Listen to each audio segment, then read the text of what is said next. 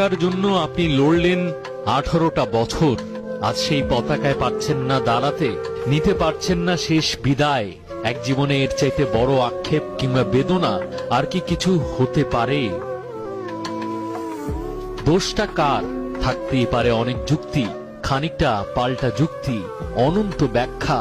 তর্ক যুক্তি মেনে যদি ধরেও নেই সব দোষ সাকিবেরই, তবু এখন থেকে বহু বছর পরে যখন এই ইতিহাসটা ক্রিকেটার সাকিবকে মনে রাখার মতো একটা গুড বাই না বলতে পারার প্রেক্ষাপটটা আসবে সামনে, আক্ষেপ কি হারিয়ে যাওয়া শৈশবের মতো বুকের বাম দিকে মোচড় দেবে না একটু?